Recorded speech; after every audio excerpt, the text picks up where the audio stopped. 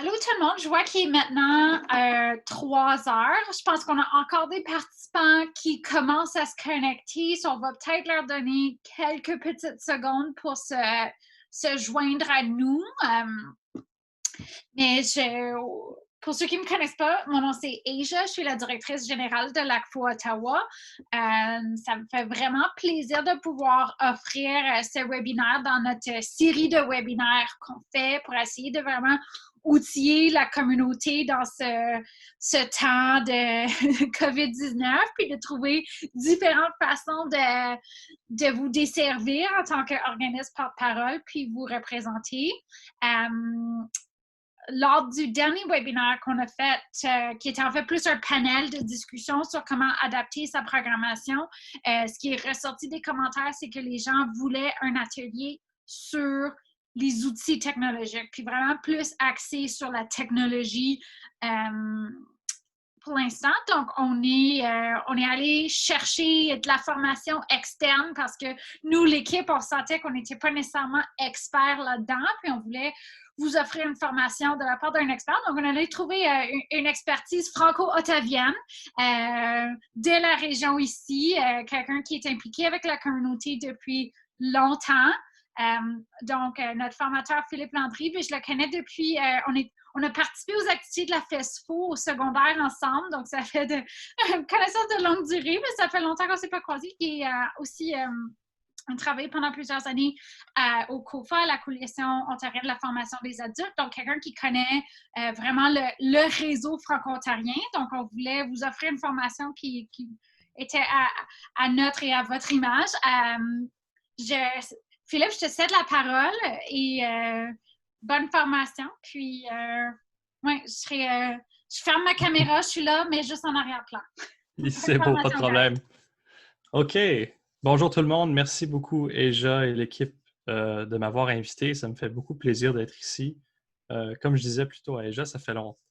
C'est pas toujours que j'ai la chance d'interagir directement avec la communauté francophone d'Ottawa ou ontarienne.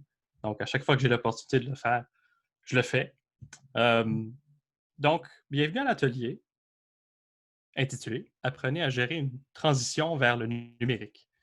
D'abord, j'aimerais souligner que, comme tout le monde, évidemment, c'est le travail à la maison. Donc, et comme papa, avec 3 enfants, en fait 4, on a eu une nouvelle... Faut que je change la photo. On a eu une cocotte qui est arrivée un peu plus tôt que cette semaine. C'est une maison occupée. Si vous entendez bing, bang, boom, je suis dans mon sous-sol, c'est normal. Inquiétez-vous pas, tout va bien. Mais soyez conciliants. Donc, comme je le dis, j'ai une certaine expérience dans le domaine des technologies de l'information. Aujourd'hui, je travaille, je suis gestionnaire de programme chez Cisco Systems, je suis consultant, je fais encore de la formation, surtout dans ce domaine-là. Et ça fait à peu près 8 ans que je travaille en technologie de l'information en général et dans différents, disons, organismes sur lesquels on met de l'emphase sur les technologies. Quand j'étais à la Coalition ontarienne de formation des adultes, j'étais gestionnaire de programme pour le service de formation à distance.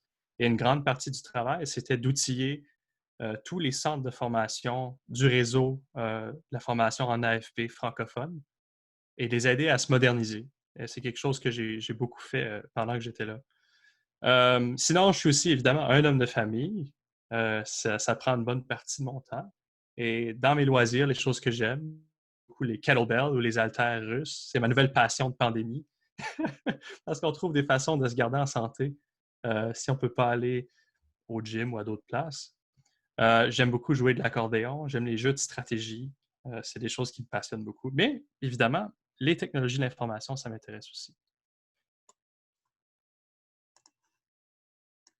C'est important de mentionner aussi, d'ici la fin de l'atelier, on va avoir un bon 30 minutes de prévu pour les questions et les réponses. Donc, gênez-vous pas d'écrire des questions dans le chat. Je vais essayer de garder un œil sur le chat et répondre au fur et à mesure. Sinon, on peut aussi pas faire une certaine discussion ouverte quand j'aurai terminé pour qu'on puisse peut-être approfondir des sujets qui vous intéressent ou faire plus de démonstrations si nécessaire. Je pense déjà que ce sera possible de le faire à la fin. quand je prépare un atelier comme celui-ci, je veux toujours partager des ressources et de la documentation par la suite. Je vais vous envoyer le document que je présente en ce moment pour que vous puissiez vérifier les liens, les références et vous informer un peu plus sur le sujet parce que j'ai quand même beaucoup d'informations. Puis on va passer au travers de toutes sortes de choses. C'est sûr que vous n'allez pas tout retenir, mais j'espère qu'il y a quand même des choses qui vont vous servir. Les sujets sur lesquels on va se concentrer, je les divisé à peu près en trois sections, si on veut. Parce que je sais qu'il y a beaucoup d'entre vous, sûrement, qui travaillent dans des organismes à but non lucratif ou peut-être au privé, peut-être que vous êtes consultant, travailleur indépendant. Il y a toutes sortes d'aspects à considérer quand ça vient à une transition plus numérique. Et pour englober le sujet, quand j'ai réfléchi à l'atelier, je me suis dit, tiens, on va diviser ça ainsi. En premier, on va parler du travail en équipe à distance. C'est quoi les meilleures pratiques? Comment ça se passe? Qu'est-ce qu'il faut considérer? Qu'est-ce qu'il faut? C'est quoi les philosophies qui sous-tendent les choix qu'on doit faire comme équipe? Ça, c'est très important. Et il y a beaucoup de choses dont je vais vous parler qui sont universelles. Peu importe quels outils vous utilisez, ça s'applique. Okay? Ensuite, je vais passer au travers de certains conseils par rapport à la préparation d'une présentation, d'un webinaire, d'une formation en ligne. Ça s'applique aussi, je pense, à n'importe quel type de produit ou service que vous devez offrir en ligne aussi. On va faire un survol d'outils ou de suites d'outils, de logiciels, de programmes que vous pouvez utiliser pour bien faire votre transition. Et ensuite, je vais aussi faire une certaine conclusion autour de certains logiciels que moi, personnellement, j'aime beaucoup. Et là, on rentre dans l'opinion, mais j'essaie toujours de justifier mes opinions. Ça marche, on y va. On va faire une courte historique du travail d'aujourd'hui, ce qu'on pourrait appeler le travail du 20e siècle, après l'industrialisation. Quand la révolution industrielle a commencé, dans les années 1700, c'est vraiment là qu'on a vu une concentration de la population, une migration de la population qui a commencé vers les grandes villes. Les villes sont devenues les moteurs de l'industrie et de l'économie. Et aujourd'hui, la majorité des humains sur la planète Terre habitent dans des villes, on le sait. Mais c'est vraiment ça qui a commencé le mouvement vers ce qu'on pourrait appeler le travail renté.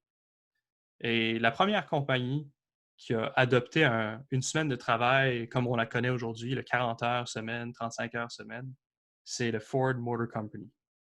Et évidemment, Ford, connu pour son modèle T, pour son industrie, avait besoin de beaucoup de travailleurs, il fallait gérer ce travail-là. Et depuis ce temps-là, pas mal tout ce qu'on a à faire, les économies de l'Ouest, comme au Canada, sont devenues des économies de savoir. Des économies une grande partie de notre économie qui est encore autour des ressources humaines. Mais les économies modernes aujourd'hui, on se fie à une économie qui est peut-être moins tangible. C'est le secteur gouvernemental, les services et consultations, le secteur bancaire, etc. Et dans tous les domaines, on a des besoins en technologie de l'information, évidemment. C'est assez récent que le travail à distance a commencé à prendre un peu plus de poids dans le discours commun des employeurs. Une des premières entreprises à vraiment commencer à faire du travail à distance, comme on le connaît aujourd'hui, c'est IBM, International Business Machines. Dans les années 70, avait fait un projet pilote avec 5 employés. Et ça avait bien été. Et même dans les années 80, c'était quand même déjà une très grande entreprise, IBM, évidemment. Il y avait à peu près 5000 employés chez IBM qui travaillaient à la maison, à temps plein. Mais c'était quand même très rare. C'était très commun. Il y avait certains préjugés autour de la question. Évidemment, c'était avant que moi, mais moi, je suis né. C'était une autre époque. Et l'Internet, comme on la connaît aujourd'hui, n'existait toujours pas. C'est plus dans les années 90 qu'on a commencé à avoir un certain mouvement, dans les années 2000, où est-ce qu'il y a eu de plus en plus de travailleurs autonomes, souvent, qui se débrouillent pour faire du travail à la maison. Et avec l'arrivée d'une Internet rapide ou broadband, accessible à généralement tout le monde, là, ça commence à être plus possible. Et même avant que la pandémie arrive, c'était à peu près 1 million de Canadiens qui travaillaient soit une partie de la semaine ou à temps plein à la maison, que ce soit des consultants ou des employés. Depuis que COVID est arrivé en mars, 40% des employés canadiens ont fait une transition vers le travail à distance. Donc, c'est énorme. Et ça ne va que continuer. OK, on y va. On va commencer par prendre des notes. Puis je vais changer ma page ici un instant. Puis j'aimerais savoir votre opinion dans le chat. Si vous voulez écrire une raison selon laquelle, pour vous, le travail à distance en équipe, c'est génial, bien, ou pas si génial, mauvais. Donc, gênez-vous pas pour écrire un commentaire dans le chat. Je suis curieux de voir c'est quoi votre opinion par rapport à ce sujet. Est-ce que c'est bon ou mauvais, le travail à distance? Et je vais essayer de récolter les commentaires puis les mettre ici pour que vous puissiez les voir.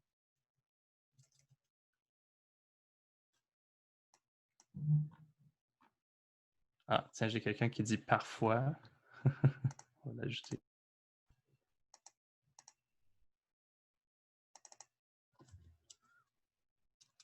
Okay.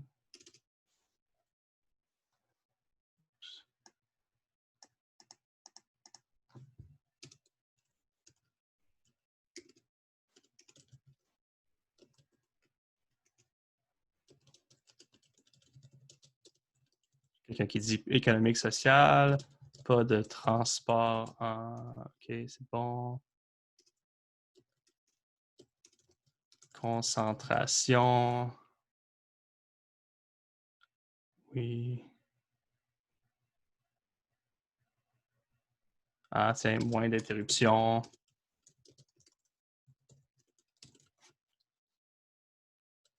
Cuisine à la maison. OK. Ah, j'ai quelques commentaires pour la partie qui serait moins bien. Tiens, on va ajouter ça. Aspect social. Parfois, ouais. Productivité peut être adressée. Pas besoin de se lever aussitôt. Ouais. Ça, c'est lié au transport, évidemment. Manque de motivation parfois.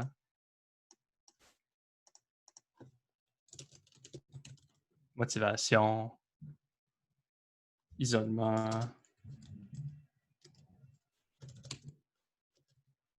Dépression possible. Santé mentale. Il y a des risques. Tendance à faire plus d'heures, oui.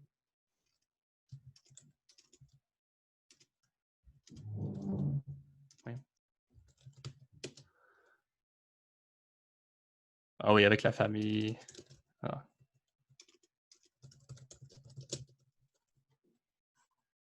Donc, wow, beaucoup de commentaires. Je ne peux pas tous les récolter, mais je vois que, évidemment, puisque vous êtes tous confrontés à la chose, vous avez réfléchi aux principes et aux défis. Et ça, c'est bien. Je pense qu'on n'a pas le choix de réfléchir, évidemment, parce qu'on est tous confrontés à une nouvelle réalité. Je pense que, puisqu'on a été, pour beaucoup de personnes, on a été un peu jeté dans une nouvelle réalité. Et donc, il y a une période d'adaptation qui est parfois longue. Et puisque c'est les dernières minutes, difficile, et souvent, on pourrait se sentir que peut-être qu'il y a un manque de formation et de préparation. Pour certaines places, c'est plus facile. Pour d'autres, c'est plus difficile. Mais je pense que les commentaires généraux que j'ai vus reflètent bien ce qu'on peut considérer comme connaissance générale sur le sujet. C'est des choses que comme population, comme travailleurs, on a tous conscience de ces choses-là. C'est sûr que il y a beaucoup d'arguments économiques en faveur du travail à la maison. Il y a beaucoup le fait qu'on n'a pas besoin de faire le transport en commun, de sauver du temps, de se lever moins tôt, passer plus de temps avec la famille. Il y a beaucoup de bénéfices à ça. Le contrepoids, c'est que là, étant donné qu'on est un peu forcé à le faire et qu'on n'a pas un plan B, Par exemple, on ne peut pas aller à la bibliothèque une journée ou au café. Peut-être qu'on est, il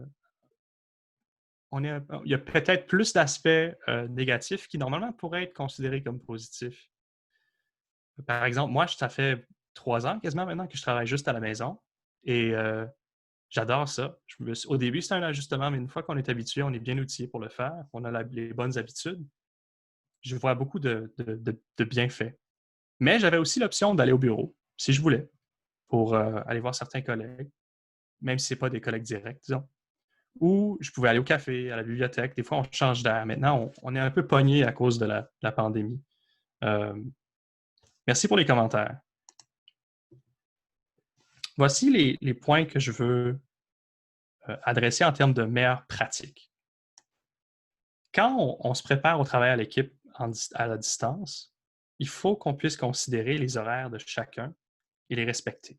Peut-être que vous avez une petite ou une grande équipe, mais il faut être flexible pour comprendre que certains de vos collègues ont peut-être des enfants ou ont peut-être une personne à la charge à la maison et ont peut-être besoin de séparer leur horaire d'une façon différente.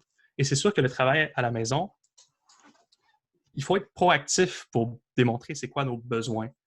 Parce que là, on a nos familles avec nous, on a de l'école à la maison. Donc, il y a cette considération-là. Mais même si on n'est pas en situation de pandémie, il faut être très transparent dans la façon qu'on gère notre horaire. Pour pas que, on n'est pas au bureau. On ne peut pas avoir quelqu'un qui dit Hey, Eja, es-tu là aujourd'hui? Je vais aller voir si elle est là. Tu sais, c'est pas aussi simple que ça. Donc, il y a une certaine mesure de transparence aussi à considérer comme individu, mais aussi comme équipe.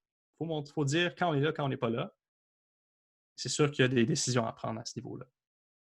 Et ça m'apporte au point 2. Il faut être transparent, c'est-à-dire le plus possible, dites exactement ce que vous allez faire et comment vous allez le faire, sans passer par 4 chemins.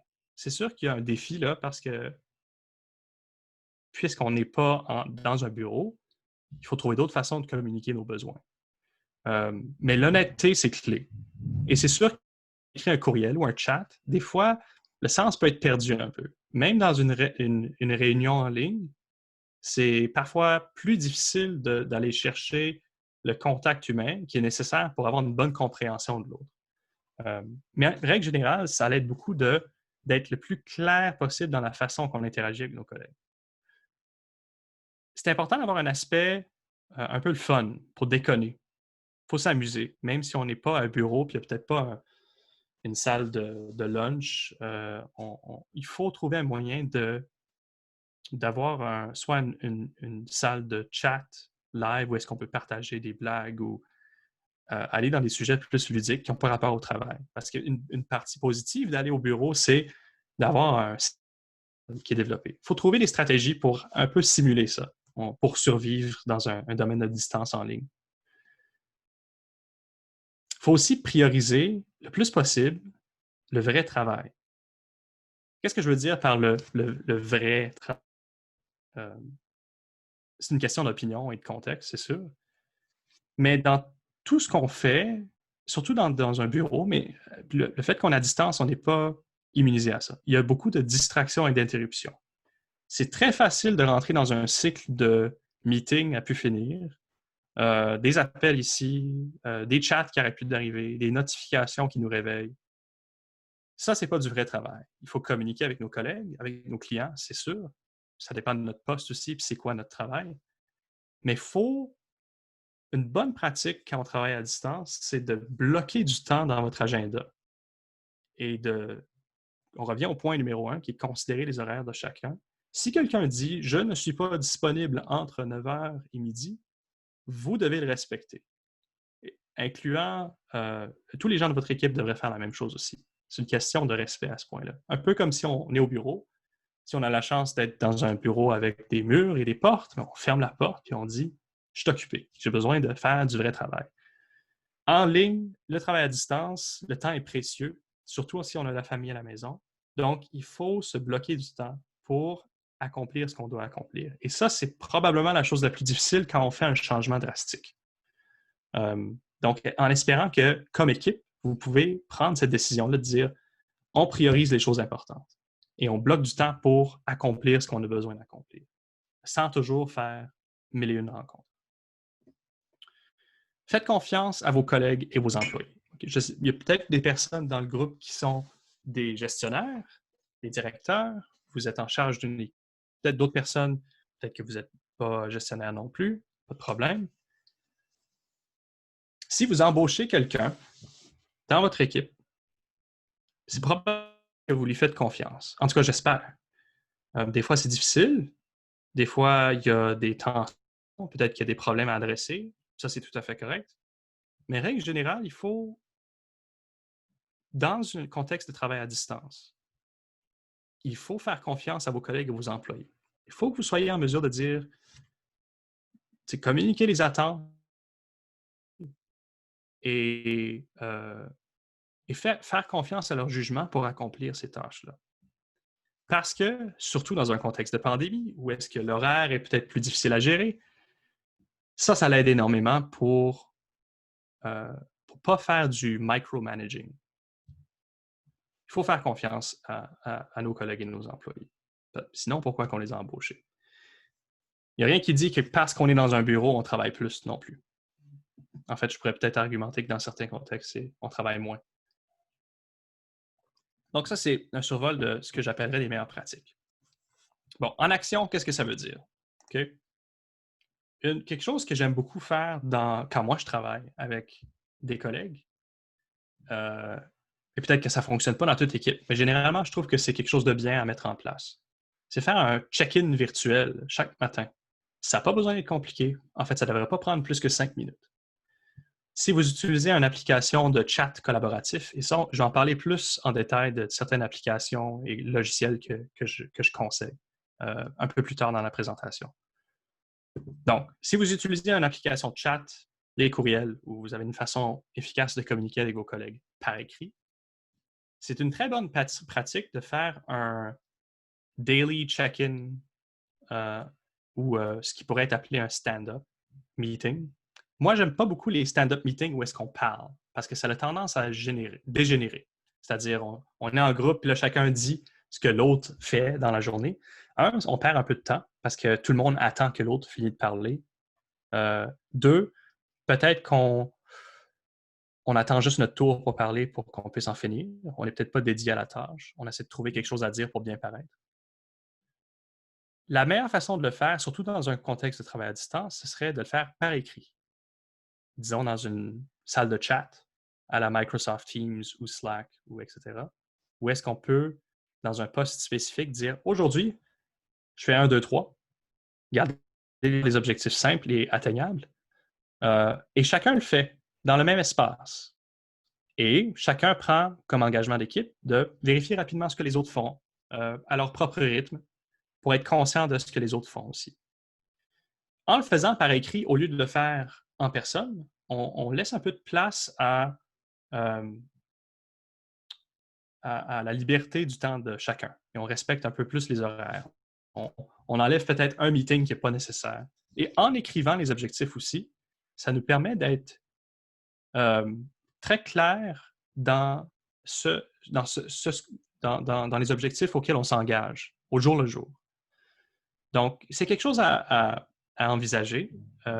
Mon expérience me dit qu'une pratique comme celle-ci, ça permet de garder un contact au jour le jour, même avec des gens avec qui on ne parle pas régulièrement, parce qu'on fait « Ah, tiens, Asia, aujourd'hui, elle travaille sur telle affaire. Cool, j'aime ça être au courant. » Puis peut-être que ça me rappelle que j'ai quelque chose à proposer par rapport à cette tâche-là. Mais ça, c'est quelque chose que je pense qui aide à libérer du temps et être plus efficace.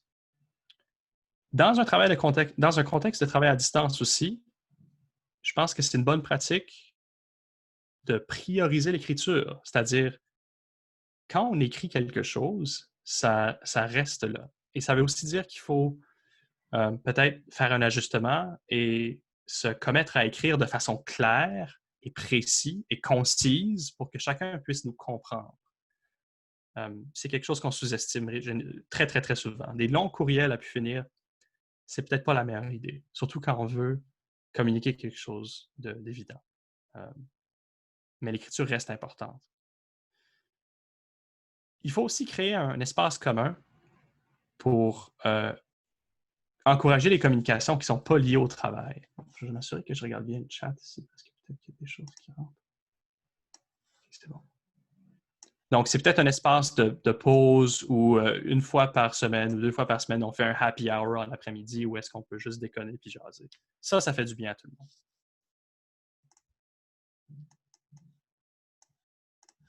OK. On va parler rapidement de ce qui fait, c'est quoi les caractéristiques d'une rencontre virtuelle, un meeting, qui en vaut la peine. Numéro 1, trouver un endroit tranquille. C'est pas toujours facile, surtout en temps de pandémie. Donc, on se donne un peu de lousse sur ce point-là. Parlez pas, restez en mode sourdine. Peu importe l'outil que vous utilisez pour vous rencontrer en ligne, restez en mode sourdine, mutez votre microphone si vous ne parlez pas. Ça, c'est si vous avez la capacité d'utiliser un logiciel qui permet à un présentateur permet à un présentateur de mettre les participants en sourdine, ça vaut la peine. Okay? Si vous ne parlez pas, c'est en sourdine. Préparez la rencontre à l'avance et partagez l'agenda avant de commencer.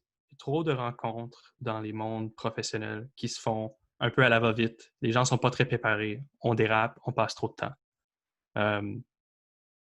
Quand on est obligé d'avoir une rencontre, et on va toujours avoir besoin de se rencontrer, virtuellement ou en personne, il faut que ça soit préparé à l'avance.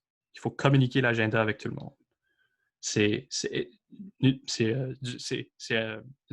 bonne, meilleure pratique de rencontre 101. Respectez le temps alloué. Si vous avez 1 heure pour faire la rencontre, qui est déjà long, respectez le temps. Allez pas plus loin. Ça, je le surligne, je le mets en caractère gras, en italique. Utilisez un microphone et un casque d'écoute. Ça n'a pas besoin d'être aussi fancy que ce que moi j'ai. C'est un beau gros microphone avec un boom et des gros écouteurs. Mais peut-être que votre employeur peut vous aider à avoir ce qu'il vous faut pour bien fonctionner à la maison. Que ce soit juste des petits écouteurs, ça fait une énorme différence parce que vous allez mieux entendre ce qui est dit et ça va éviter qu'il y ait du feedback ou un larcin lorsque le son sort de vos haut-parleurs et qui pourrait peut-être rentrer dans votre microphone. Un casque d'écoute, souvent, c'est parfait parce que ça intègre les deux. À éviter, les microphones et les haut-parleurs intégrés dans votre ordinateur portable, votre tablette ou votre téléphone, c'est jamais la meilleure solution. Pognez-vous un casque d'écoute. C'est probablement la chose à faire. Si vous ne l'avez pas, travaillez là-dessus. Allumez votre webcam si vous êtes dans une rencontre. Peignez-vous le matin, habillez-vous, faites comme si vous allez au bureau, gardez la routine et ajustez l'éclairage ambiant dans la mesure du possible. Vous voulez être dans un endroit qui a beaucoup d'éclairage, où on peut vous voir clairement. Et allumez votre webcam. Quand on travaille à distance, surtout dans un contexte de pandémie, on ne se voit pas. Ça fait du bien de voir du monde. Je vois trop souvent des meetings où est-ce que les gens n'allument pas leur webcam. Ils font juste parler. Ça me semble être une opportunité perdue pour créer des contacts sociaux. OK. On reste en santé aussi. Si vous pouvez l'avoir, si votre employeur peut vous aider, allez vous chercher ou commander un bureau ajustable pour travailler debout. Beaucoup d'études qui démontrent que être assis toute la journée, c'est néfaste pour la santé, pour toutes sortes de raisons. Si vous n'avez pas un bureau ajustable pour travailler debout, promenez-vous, lavez-vous régulièrement. C'est des règles d'ergonomie. Généralement, les bureaux vont l'appliquer, mais à la maison, il ne faut pas laisser aller les bonnes pratiques. Prenez des pauses, beaucoup de pauses, et prenez le temps de décrocher. Quand on travaille à distance, vous allez probablement être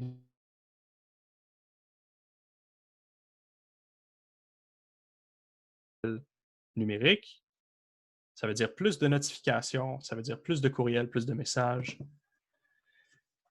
Alors, prenez le temps de désactiver les notifications.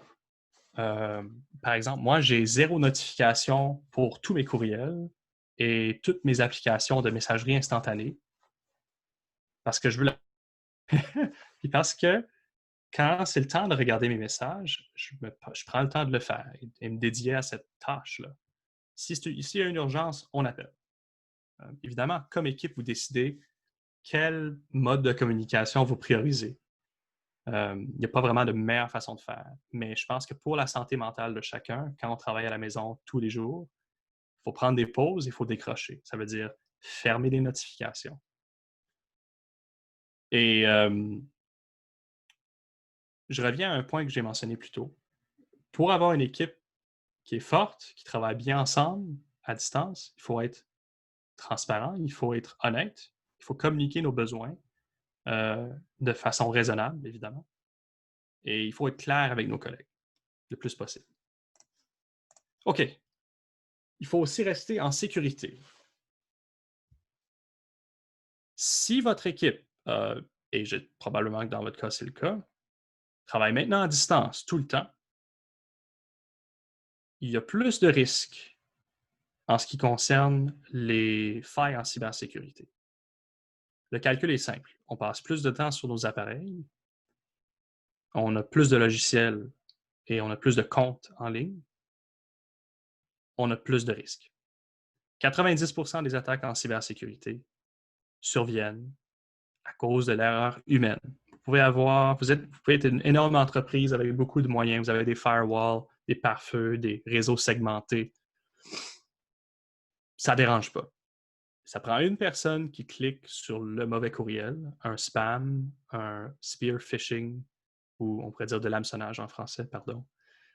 Ça prend une personne pour contaminer un réseau interne ou contaminer les logiciels et vos fichiers, ou peut-être être victime d'un ransomware.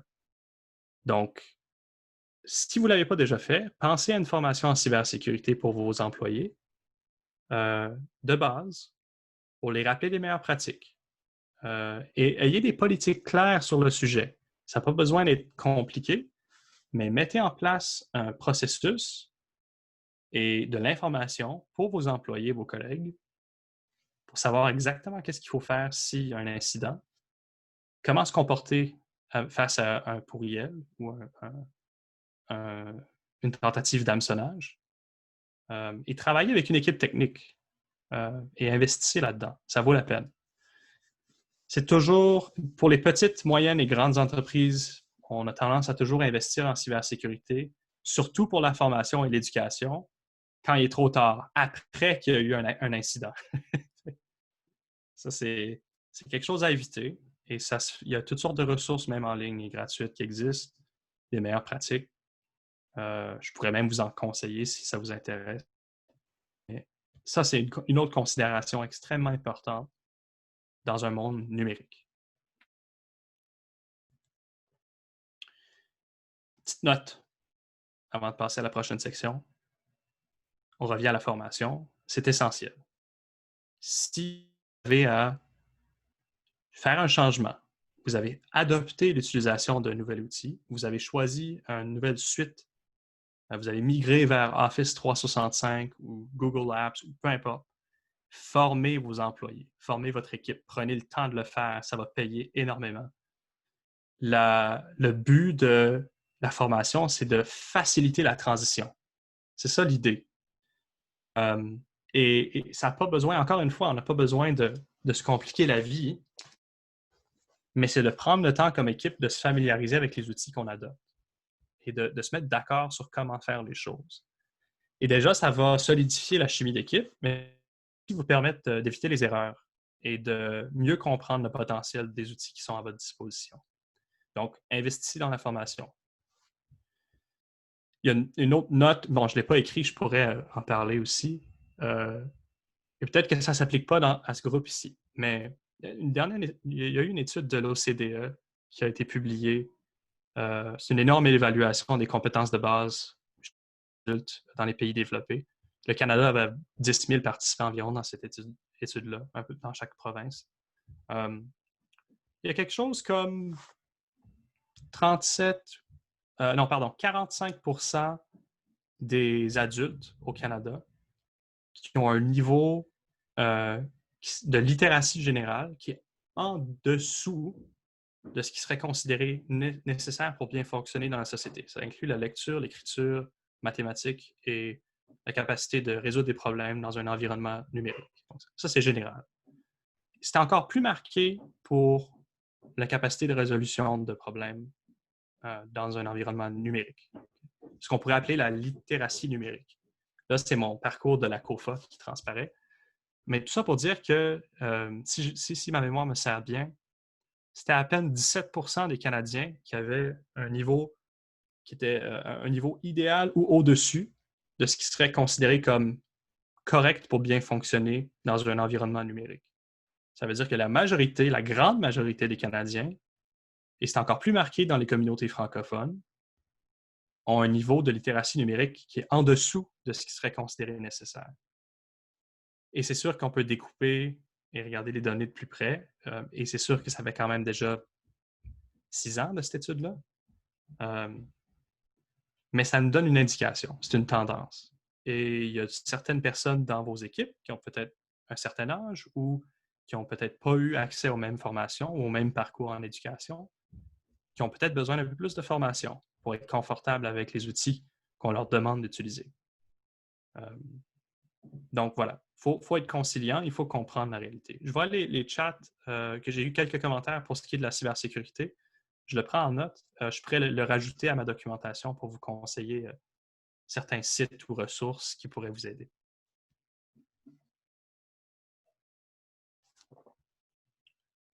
OK. Prochaine section, comment préparer une présentation, une formation, un produit en ligne. Il y a certaines choses à considérer. Est-ce que votre formation est synchrone ou asynchrone? Synchrone, ça veut dire live, en direct, un peu comme on fait en ce moment. Un webinaire, ça serait une formation synchrone.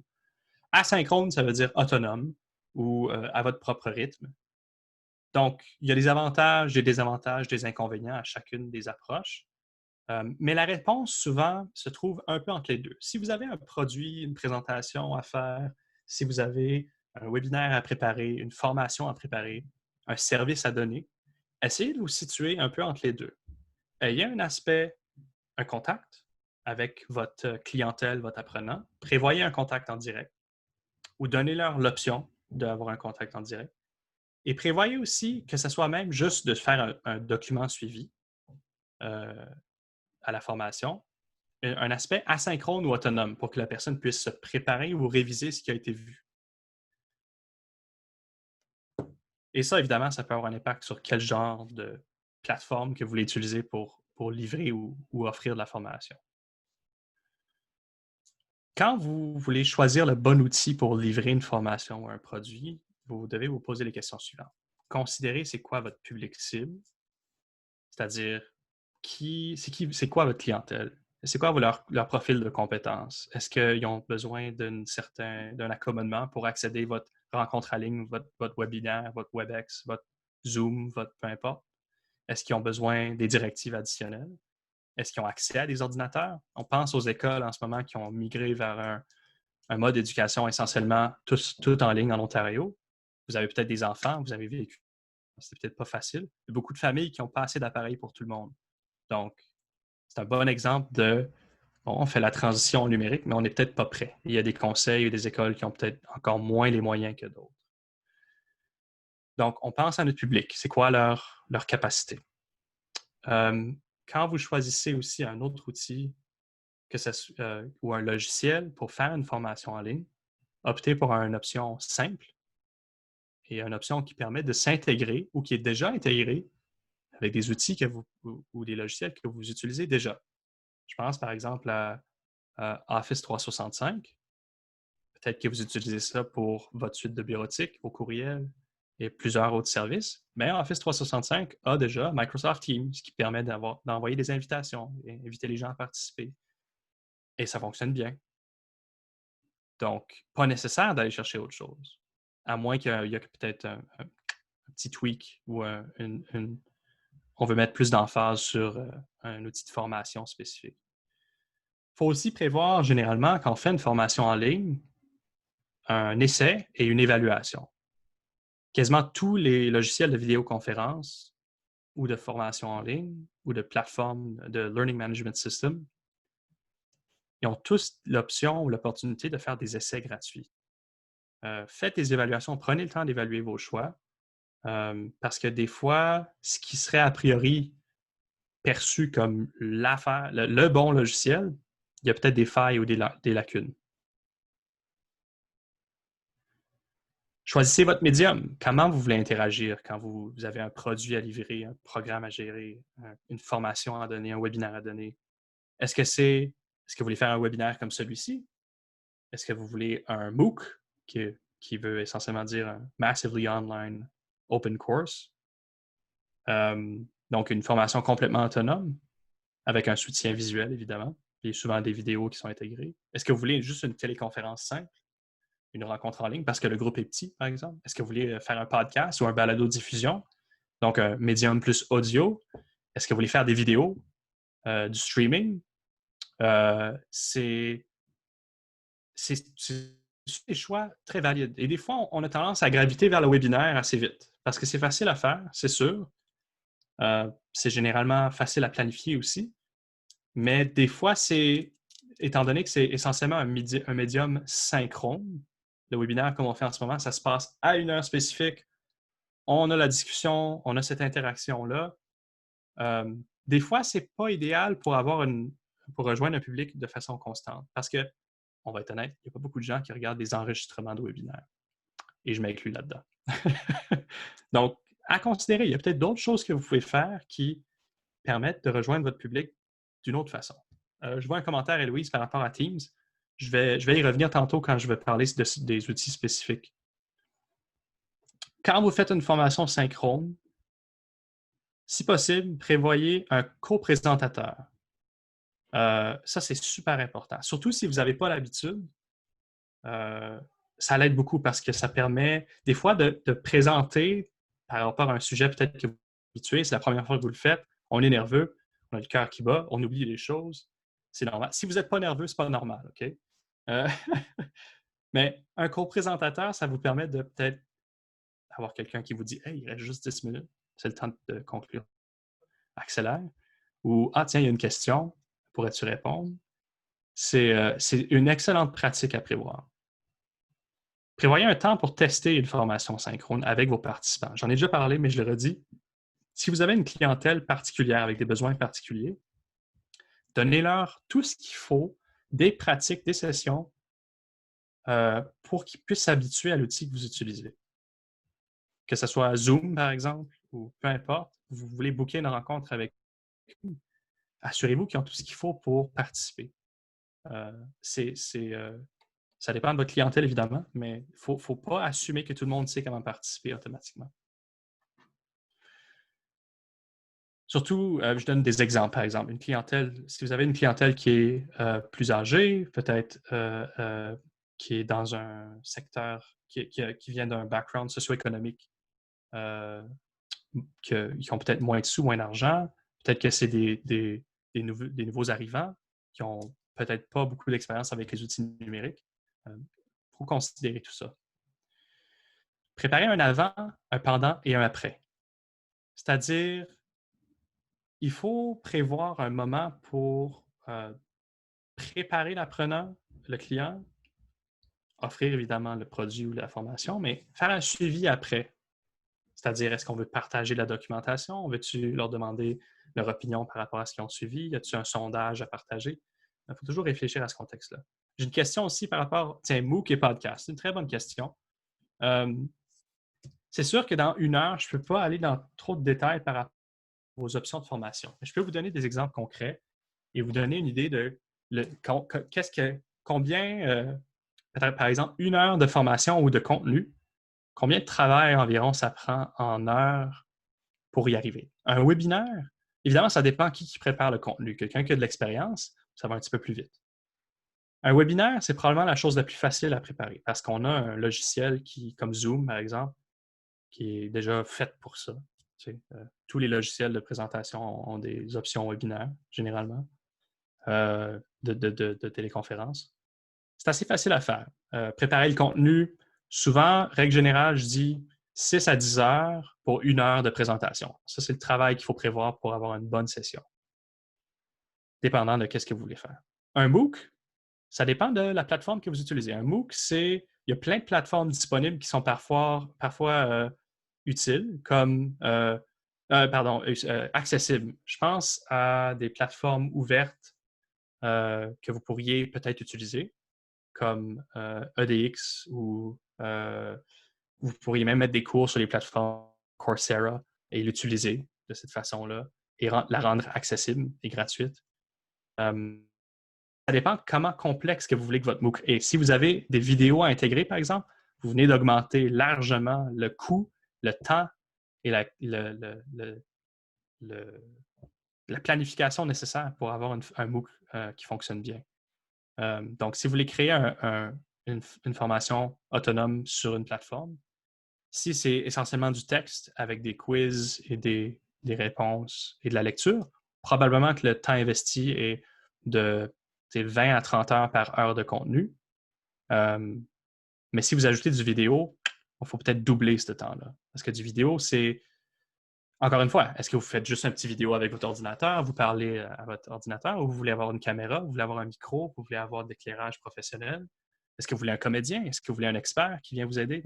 Ça augmente rapidement le coût et le temps nécessaires pour préparer du contenu.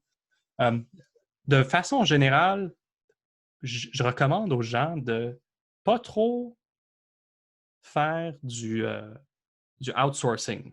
Je vais vous expliquer. Si vous embauchez une firme pour créer des vidéos pour vous, ça va coûter très cher et ça va être... C'est sûr que la qualité va généralement être très bonne.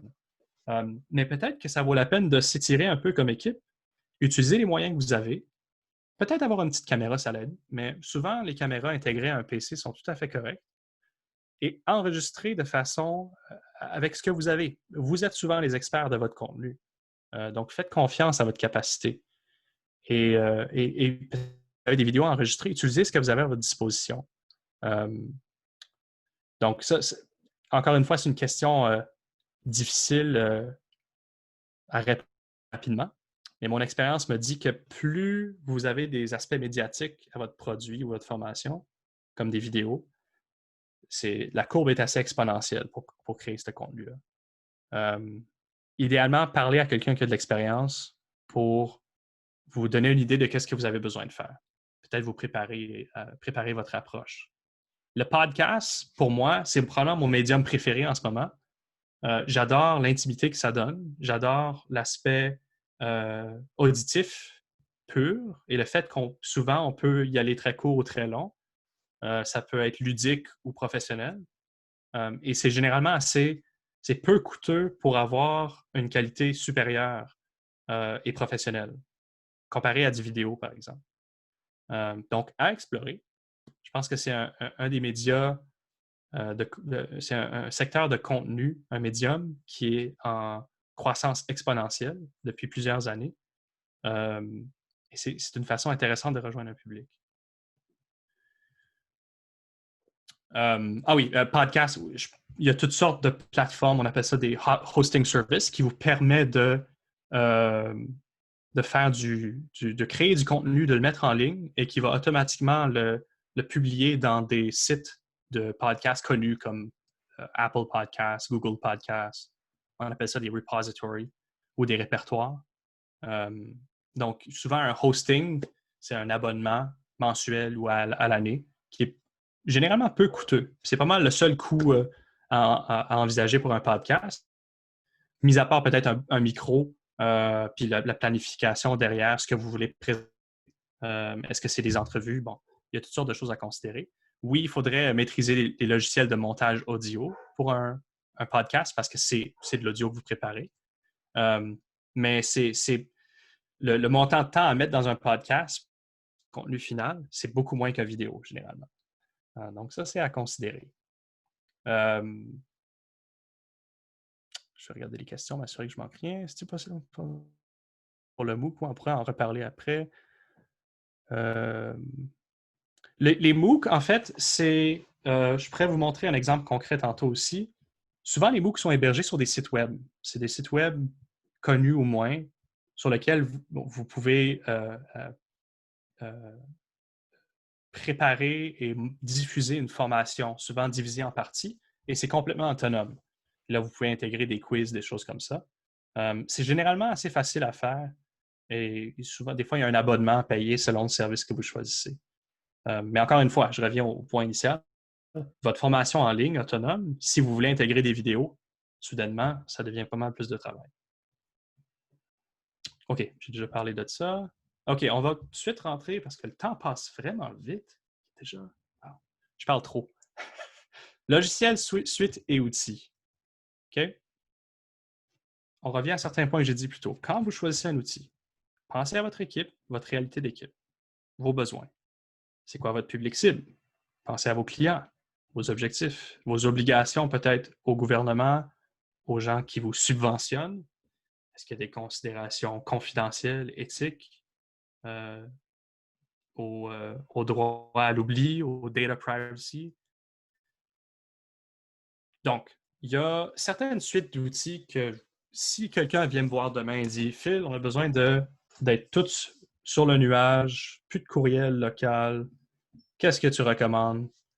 Si vous êtes un organisme à but non lucratif ou même une petite entreprise, c'est quasiment, ou même une moyenne ou grande entreprise, Office 365 et le Google Suite, ça reste les produits dominants dans ce domaine-là. Les deux suites d'outils que vous connaissez sûrement vous donnent une panoplie de à peu près tout ce que vous avez besoin pour fonctionner dans un bureau normal. Les courriels, des applications pour la bureautique. Ça vous donne toutes sortes des applications pour montrer en ligne, des fois bon, tout ce que vous avez vraiment besoin pour ranger vos fichiers en ligne aussi. Quand vous êtes une équipe de 100 ou moins, je vous dirais, ça vaut quasiment pas la peine ou quasiment jamais la peine d'avoir des outils, une infrastructure locale, un serveur pour gérer vos courriels dans un bureau. Bon.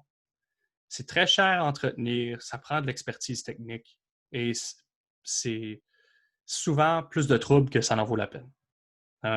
Maintenant, Office 365 ont des serveurs au Canada. Et si vous êtes un client canadien, vos données sont hébergées au Canada. Donc, il n'y a plus autant de soucis par rapport à où sont les données. On s'entend que le Canada a une entente de partage de données avec les États-Unis et les autres pays. On appelle ça les Five Eyes. Donc, si un juge aux États-Unis dit j'ai besoin d'avoir accès aux données de telle personne parce qu'il peut-être est un criminel, etc., et on a un mandat d'arrêt, le Canada va généralement partager ces données-là, même si c'est hébergé au Canada. Donc, c'est quand même bien d'avoir les données d'héberger ici. Mais si la police ou les autorités ont besoin d'avoir accès aux données d'un autre pays, puis c'est un pays allié comme les États-Unis, ils vont venir les chercher avec un mandat d'arrêt. Fait que ces considérations-là, maintenant, c'est pour moi le moindre de vos soucis. Et en plus d'avoir des fichiers et des données hébergés dans les serveurs comme Office 365, il y a une garantie très forte que vos données seront protégées par Microsoft en général. Ils ont une bonne réputation. Même chose pour Google. C'est des grandes entreprises avec beaucoup de moyens. Il y a une certaine valeur sûre là-dedans. Un troisième candidat que j'aime beaucoup mentionner ici, c'est Basecamp. Basecamp est probablement l'outil peut-être moins connu par rapport à ceux-là. Et ce n'est pas une suite bureautique qui vous permet de créer des documents, des choses comme ça.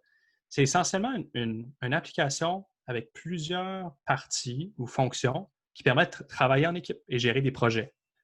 Et c'est extrêmement bien fait, c'est facile et intuitif à utiliser et c'est ridiculement abordable. Donc, 99 $ par mois et vous avez tout ce que vous avez. Vous pouvez avoir autant d'utilisateurs que vous voulez. Vous pouvez partager à l'externe avec des clients ou des gens avec qui vous collaborez. C'est très, très, très bien fait. J'aime beaucoup ce produit-là en général. D'ailleurs, je vais aussi mentionner, je n'ai aucune association professionnelle avec qui que ce soit, avec quoi que ce soit que je recommande ou que je mentionne. Je ne fais pas d'argent avec ça. C'est selon mon expérience.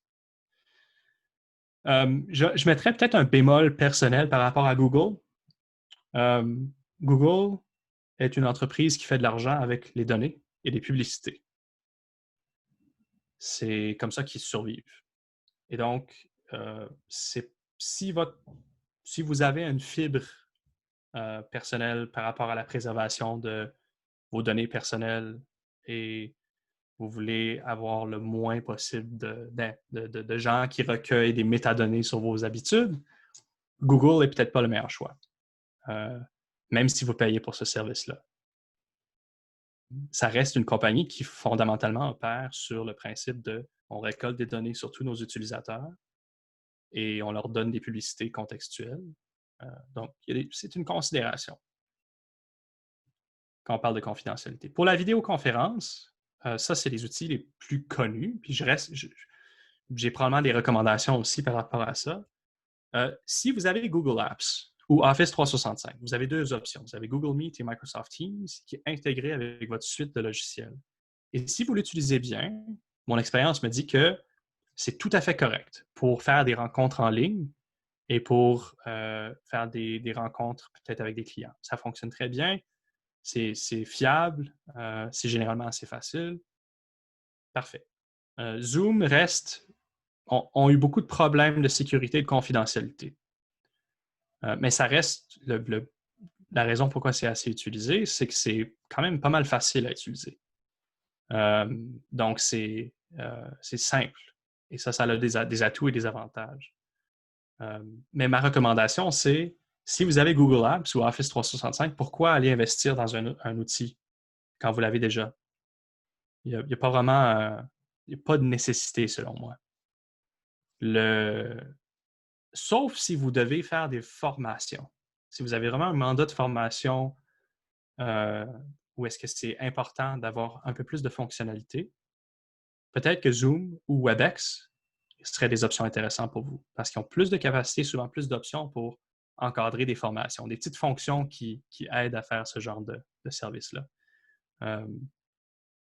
Mais ouais, ma recommandation, c'est bon, si vous l'avez déjà dans votre suite d'outils, ça a de l'allure de l'utiliser. En plus, Microsoft Teams aurait le bonus d'utiliser Microsoft Teams aurait l'aspect bonus que c'est un outil, on appelle ça un chat-based collaboration system ou un logiciel de collaboration par chat où est-ce qu'on peut gérer différents groupes et chaque groupe peut faire du chat ensemble et démarrer des rencontres, répertorier des fichiers. C'est intégré avec vos fichiers aussi, vos banques de données sur Office 365. Donc, ça, c'est quelque chose que j'apprécie beaucoup dans ce produit-là. WebEx, c'est un excellent choix. Cisco reste... Ah, puis bon, full disclosure, je travaille chez Cisco aussi, dans ma job de tous les jours. Mais donc, bon, faites ça en ce que vous voulez, mais je ne suis pas un vendeur de WebEx ou quoi que ce soit. Mais WebEx reste le plus vieux joueur de toute la gang. Et c'est une valeur sûre, très, très, très sécuritaire. C'est pas pour rien que les premiers ministres et les présidents du G20, quand ils se rencontrent en ligne, ils utilisent WebEx. Parce que c'est la solution la plus sécuritaire et la plus puissante quand ça vient à je dirais pour des médiums et grandes entreprises, même les petites maintenant, il y a des produits qui sont intéressants. Mais ça reste la plus sécuritaire et la plus robuste. Mais peut-être pas la plus facile à utiliser pour quelqu'un qui a un peu moins d'expérience ou un niveau de littératie plus bas.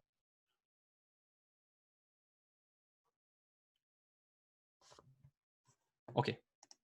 Comment on va dans le temps, là? Ça se passe bien. Bon, je vais parler un peu d'autres logiciels que j'aime bien utiliser, qui parfois sont moins connus, et certains principes sur lesquels vous devez réfléchir. Moi, quand je choisis quelque chose dans ma vie personnelle ou professionnelle, j'ai besoin de faire un choix par rapport à un logiciel. Je me pose ces questions-là. Est-ce que l'entreprise derrière a une bonne réputation? C'est-à-dire, est-ce qu'il y a déjà eu des failles de cybersécurité majeures, des mauvaises pratiques? Je m'informe, je fais mes recherches. Est-ce que mes données sont confidentielles et privées? De plus en plus, ça devrait être quelque chose qui vous concerne énormément. C'est une question que vous devriez vous poser comme travailleur, comme gestionnaire. Parce que trop souvent, on néglige cet aspect-là. On assume, quand quelque chose est gratuit, il faut se poser des questions. Pourquoi est-ce que c'est gratuit? Est-ce que je peux trouver plus simple ou moins dispendieux? Souvent, la réponse, c'est oui, mais des fois, ça prend plus de travail, d'intégration. Donc, il faut essayer. Il ne faut pas hésiter à investir dans un temps de sélection pour un logiciel. Et une autre question que moi, j'aime me poser, peut-être que ce n'est pas dans votre intérêt non plus, mais y a-t-il une solution open source? Open source, ça veut essentiellement dire que c'est un logiciel ouvert, libre et gratuit, mais souvent, ça veut dire qu'il faut que vous ayez les moyens de l'héberger, cette solution-là. Je vais vous donner un exemple. Quand on parle de vidéoconférence, il y a un super logiciel qui s'appelle Big Blue Button, qui est très facile à utiliser, très fonctionnel. C'est gratuit, open source. Mais pour l'utiliser, il va falloir que vous ayez un serveur ou que vous louez un serveur pour héberger la solution. Donc, ça prend... faudrait que tu aies quelqu'un de technique derrière ça pour vous aider à utiliser cette solution-là. Mais du open source, c'est souvent un très beau choix si vous avez les moyens d'investir là-dedans. Moi, mes applications préférées pour ma vie de tous les jours, numérique. Et ça va du côté professionnel ou personnel. Je vais vous les montrer. D'abord, navigateur. Quand je fais mon browsing de tous les jours ou au travail, j'aime beaucoup Firefox. Firefox, c'est un navigateur de Mozilla. Ça fait longtemps qu'il existe et c'est un organisme à but non lucratif. Donc, qui croit dans un Internet ouvert et accessible pour tous. Il est extrêmement fonctionnel. Aussi, il est ça prend beaucoup moins de ressources que Chrome et ça ne trace pas chaque chose que tu fais sur l'Internet. Il n'y a pas de recueil de données continu comme, par exemple, Chrome. Donc, j'apprécie beaucoup Firefox comme navigateur. En plus, Firefox ont d'autres applications liées au navigateur, comme un gestionnaire de mots de passe, qui est très pratique pour avoir des mots de passe sécuritaires et répertoriés. Il y a un partage de fichiers encryptés. Il y a toutes sortes de services qui viennent avec Firefox. Et tout ça, c'est appartenu par une fondation, un organisme à but non lucratif. Donc, check. Quelque chose de fiable, quelque chose qui a une excellente réputation en sécurité, qui est très fonctionnel. Donc, j'aime beaucoup Firefox comme logiciel de navigation.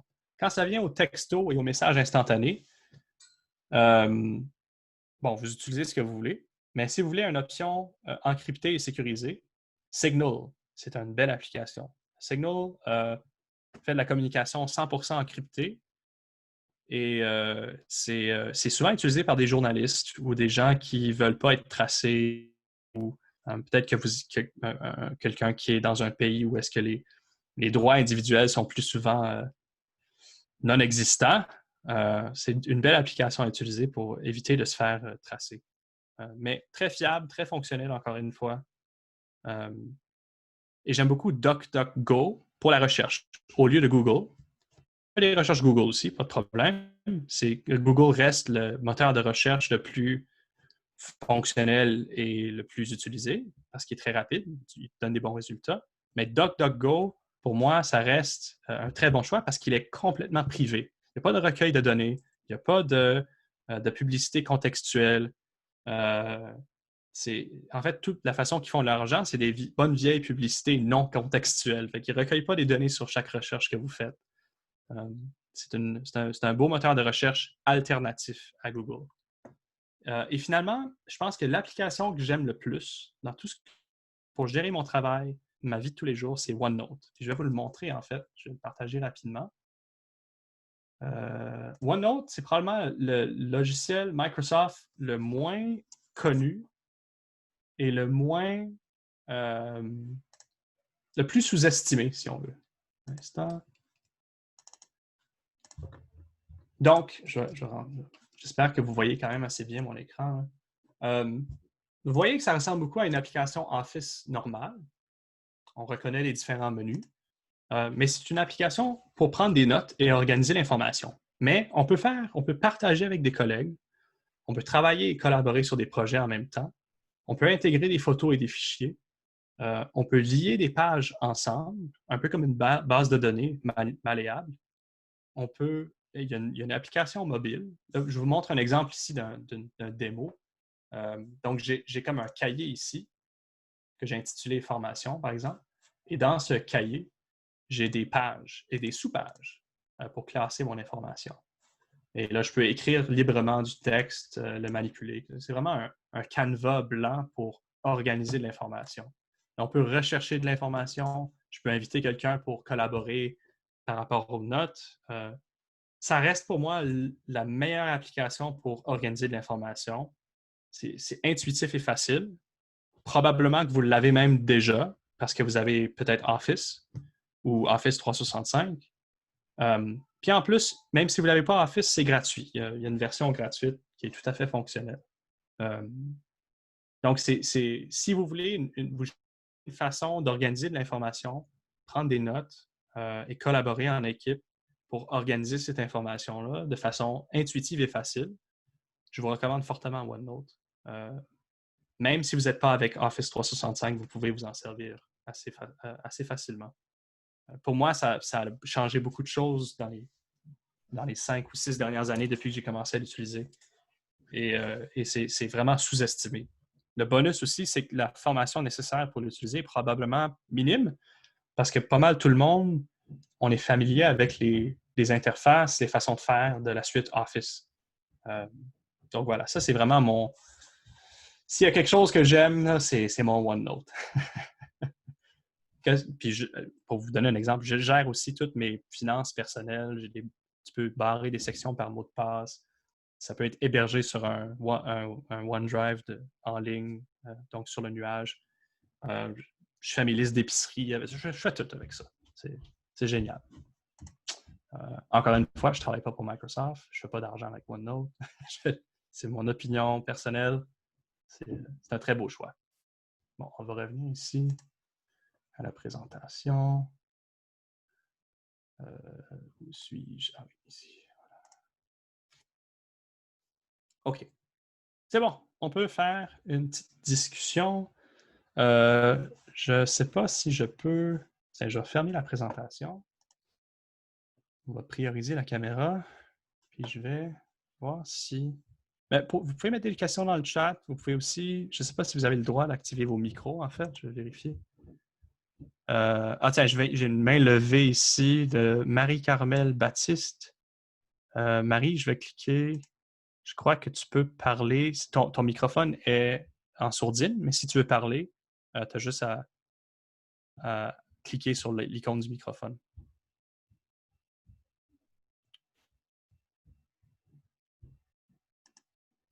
Tiens, je vais faire unmute pour toi. Comme ça, tu vas pouvoir parler. Ça marche-tu?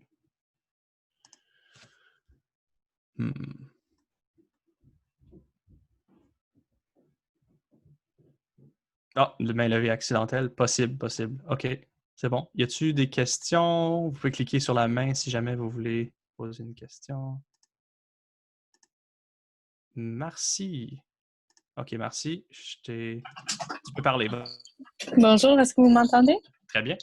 Bonjour, merci. Merci beaucoup, c'était très intéressant. Je me demandais si vous avez, puis c'est peut-être trop long comme question, donc, mais si vous avez des meilleures pratiques ou des tips pour comment appuyer nos collègues qui sont peut-être un peu moins techno à commencer à utiliser, de leur appuyer dans la transition vers la technologie. C'est une excellente question. Et il y a probablement une combinaison de choses que vous pouvez faire pour appuyer un collègue qui a peut-être moins d'expérience, qui est peut-être moins habile. Puis la première chose à faire, c'est de peut-être leur donner une formation spécifique. C'est avoir une discussion avec, je ne sais pas si toi, tu es gestionnaire, mais ça devient à ce point-là un enjeu de gestion. Il faut dire, cette personne n'a pas les outils nécessaires pour peut-être être 100% confortable dans son travail. Alors, il faut être proactif. Donc, il y a toutes sortes de choses qu'on peut faire. Souvent, pour les personnes qui ont peut-être moins l'habilité ou d'expérience, c'est quasiment une question d'habitude. Donc, c'est de leur donner le temps de s'adapter et de les appuyer dans ce processus-là. Donc, quand c'est un outil spécifique, peut-être qu'il y a 3 semaines, 1 mois, vous avez commencé à utiliser Microsoft Teams à tous les jours. Mais c'est important à ce point-là de peut-être lui donner de lui assigner une personne dans l'équipe qui est confortable, disons un ambassadeur, un buddy, qui peut répondre à des questions, puis qui peut devenir un peu son complice pour comme juste l'aider à avoir une ressource directe si jamais il y a quelque chose qui ne marche pas. Je pense que la meilleure qualité ou la meilleure solution pour aider quelqu'un qui a peut-être besoin d'un peu plus de temps, c'est d'avoir quelqu'un à qui parler. Parce que peut-être qu'on peut se sentir... Mon expérience me dit que pour quelqu'un qui est moins habile, souvent, on n'ose pas poser des questions. Des fois, on se frustre, puis ça devient émotionnel parce que ça ne marche pas, maudite affaire. Il faut être patient. Il faut peut-être lui donner quelqu'un à qui parler. Et ça peut peut-être prendre forme. Peut-être que vous pouvez trouver un formateur pour donner un coup de main à votre équipe. Peut-être que c'est d'avoir une formation plus officielle sur l'utilisation d'un logiciel. Peut-être que c'est une personne dans votre équipe qui est plus habile, qui maîtrise ça plus rapidement, qui peut aider les autres. Fait que c'est probablement toutes des suggestions. Donc voilà. Parfait, merci. Il y a peut-être aussi si c'est un outil spécifique comme Microsoft Teams, il y a sûrement, il y a des centaines de tutoriels, par exemple, sur YouTube, qui sont souvent gratuits, qui aident les gens à vraiment comprendre les différentes fonctions. Des fois, ça marche, des fois, ça ne marche pas.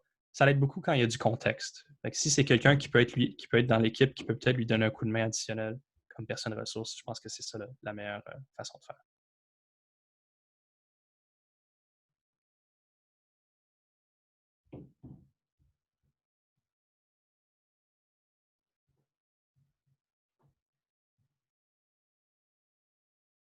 Autre question?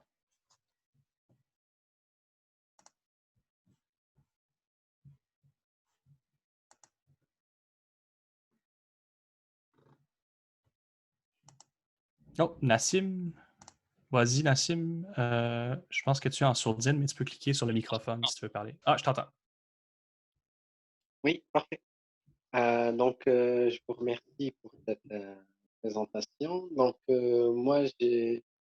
pour ma part, j'avais un petit souci, c'est comment faire pour amoindrir au maximum la réticence au changement et la réticence au développement technologique pour une équipe qui est... En fait, je suis obligé de former une équipe qui ne veut pas être formée aux outils technologiques. Donc, ils sont bien là où ils sont parfaitement à l'aise dans la façon de faire et vu la pandémie actuelle, tout doit changer et là, ils veulent pas travailler. Je ne sais pas si vous avez compris ma question. Oui, je comprends exactement ce que vous voulez dire. La résistance au changement, c'est généralement la peur. Il faut que chacun prenne un peu sur soi pour prendre une initiative et pour essayer d'être ouvert aux nouvelles idées, aux nouvelles pratiques, aux nouvelles façons de faire. Donc, s'il y a vraiment une barrière à vouloir essayer quelque chose de nouveau puis à apprivoiser un nouvel outil, là, ça devient un enjeu de gestion. Et c'est pas je ne sais pas c'est quoi votre position, dans quel organisme vous travaillez, dans quel type d'équipe que vous êtes, mais là, ça devient un enjeu de gestion et de direction. Il faut que le leader dans l'équipe présente et justifie une décision et qui démontre à l'équipe que ça vaut la peine d'investir dans une formation, dans le temps, dans les nouveaux outils, si on veut survivre aujourd'hui. Parce que si ça vient d'un collègue, des fois, on est plus réticent, mais s'il y a vraiment une initiative concertée du leadership, c'est pas mal la meilleure façon de faire parce que ça vient du haut, si on veut. Mais à un moment donné, si c'est même le niveau gestion que la problématique, ouais, là, ça devient peut-être... là, il y a peut-être un autre enjeu aussi, mais en espérant que si tu parles à tes collègues et ton gestionnaire, ta direction, ils sont ouverts à l'idée, ils comprennent la justification. La meilleure façon de faire aussi quand on veut apporter une nouvelle idée, c'est de prendre l'initiative de vérifier quelque chose, de l'essayer et d'arriver avec une proposition concrète et de montrer les raisons derrière la proposition d'un projet ou l'adoption d'un nouvel outil. Mais ça, c'est très difficile. Quand ça vient à changer les mentalités, les habitudes, c'est du long terme, mais ça passe par la formation, ça passe par le leadership. Et ben, j'espère que ça t'aide à réfléchir au Oui, problème. merci. Non, mais merci. Ça revient au fait de les accompagner au Ouais. fur et à mesure, le plus doucement possible, pour Oui, qu'ils puissent intégrer tous absolument. ces points. Je ne sais pas s'il y avait d'autres questions, Et commentaires. Louise a posé une question dans le chat au Oh. sujet des assemblées générales annuelles à distance. OK. Oui. Donc, AGA à distance, souvent, les votes, c'est des oui ou des non. Donc, il y a quelques outils qui sont plus orientés formation qui serait idéal. Euh, donc, je pense à, par exemple, WebEx Training ou Big Blue Button. Je reviens à ce logiciel open source. C'est fait pour des formations. Donc, les participants peuvent faire, par exemple, crochet ou X en réponse avec un clic. Ça évite que quelqu'un, par exemple, demande et là, chaque personne répond, il lève la main. Donc, ça serait de voir, mais ça, c'en est deux qui viennent en tête, juste comme ça. Saba Meeting, il y en a plusieurs. Mais le défi, c'est que souvent, les logiciels de formation comme ceux-là sont moins accessibles et plus coûteux que comme les versions gratuites de Zoom ou WebEx ou peu importe. Je peux aussi Euh, peut-être ajouter à cette question-là, juste au niveau des ressources, puis on l'inclura dans la liste des ressources, mais l'Assemblée de la francophonie de l'Ontario a créé une série de ressources sur les AGA virtuels depuis que la loi est passée en Ontario pour laisser les organismes faire des AGA virtuels. Puis je pense qu'il y a plusieurs organismes qui l'ont fait récemment à travers Zoom parce que tu veux programmer les questions de sondage puis faire les votes, puis les gens ils font les votes de questions à travers ce mécanisme-là de sondage. Mais je vais envoyer le lien, on va s'assurer d'envoyer le lien à tout le monde qui s'intéresse à cette question-là d'AGA virtuel, mais ils ont comme un guide de gestion d'un AGA virtuel, gabarit de déroulement, plan d'action, puis un guide d'utilisation Zoom pour AGA. Super. Ça, je n'étais même pas conscient de ça, mais c'est eux, c'est les experts. Fait que je conseillerais vivement ces ressources-là. Mais oui, c'est de voir c'est quoi les fonctionnalités de votre logiciel de vidéoconférence, puis de voir qu'est-ce qui fonctionne pour faire la job. Des fois, ça pourrait peut-être être utilisé. Il y a certains sites web qui font des petits quiz simples que vous pouvez partager aux gens, préparer les questions en avance, puis là, d'y aller ensemble. Mais ça prendrait un peu de gestion. Si c'est intégré avec votre logiciel comme Zoom ou WebEx ou peu importe, ça va certainement vous aider. Je pense que j'ai une autre question ici. Merci pour avez-vous conseil pour un bon casque et comment faire pour une connexion toujours stable, même après le passage d'un technicien. OK. Donc, question connexion Internet, c'est un gros facteur. Si votre connexion Internet est intermittente ou instable à la maison, ça revient à votre fournisseur. Est-ce que vous êtes avec, je sais pas, Rogers, Bell ou peu importe? C'est à eux avec qui il faut vérifier par rapport à la stabilité de votre connexion.